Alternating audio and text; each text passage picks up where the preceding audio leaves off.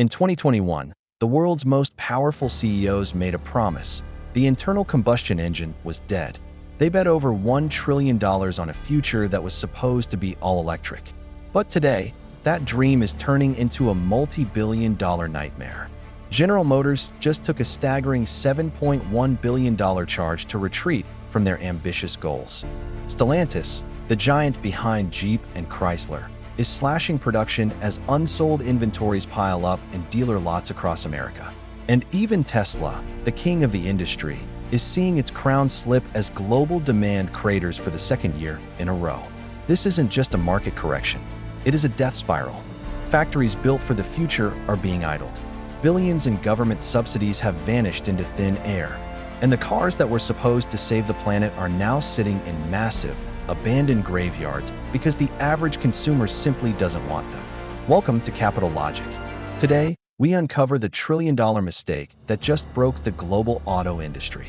We are following the money to see who lied, who lost, and why the electric revolution is currently on life support. To understand the scale of this disaster, we have to look at the balance sheets.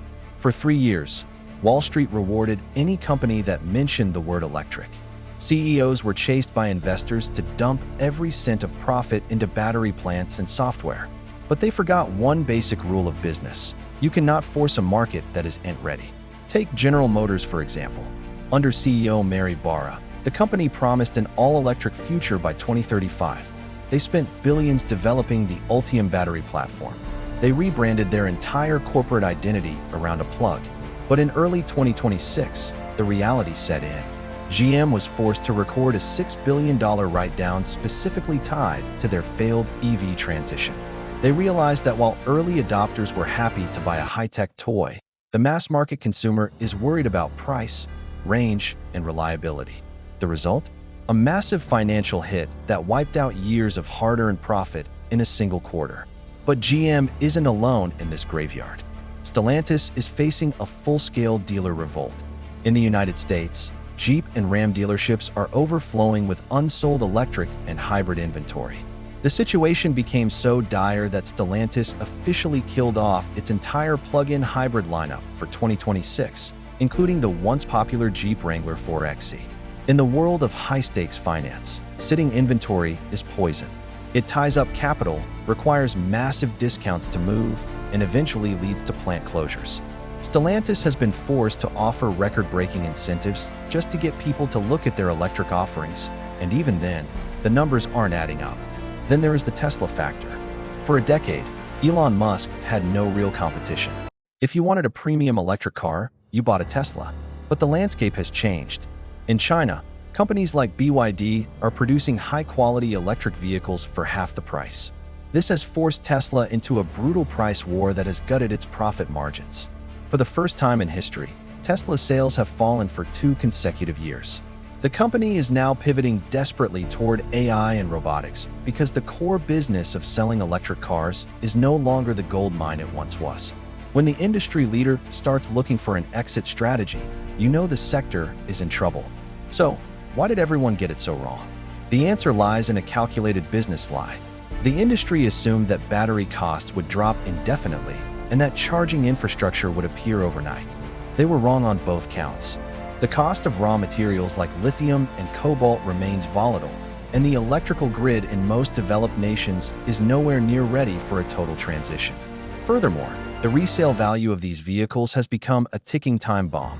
A 3-year-old electric car often retains less than 40% of its original value.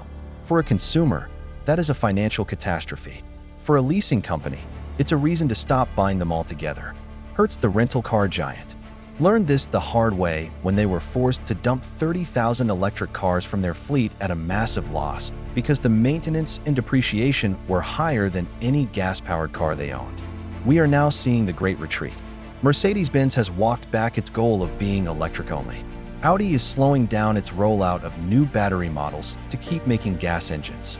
These companies are quietly reinvesting in high-efficiency internal combustion, the very technology they told us was obsolete just 24 months ago. They are realizing that the electric dream was built on a foundation of government mandates and cheap debt, not actual consumer demand. The geopolitical consequences are just as severe. By rushing headfirst into an all-electric strategy, Western carmakers handed the keys of the industry to China.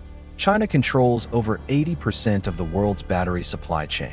Every time a Western company sells an electric car, they are effectively sending a royalty check to their biggest global competitor. This has created a national security nightmare that is only now being addressed with massive tariffs. But for many companies, it is already too late. They have spent the money, they have closed the engine plants, and they have no way back. What we are witnessing is one of the greatest misallocations of capital in human history. $1 trillion was moved based on a trend that the market wasn't ready to support. As we move through 2026, the fallout will be legendary. We will see more bankruptcies in the EV startup space and more restructuring charges from legacy giants. The lesson for us at Capital Logic is simple: never confuse a government mandate with a market reality. When politics and physics collide, the balance sheet always pays the price. The era of the electric dream is over. The era of economic reality has begun. If you want to stay ahead of the next major corporate collapse, make sure you are subscribed to Capital Logic.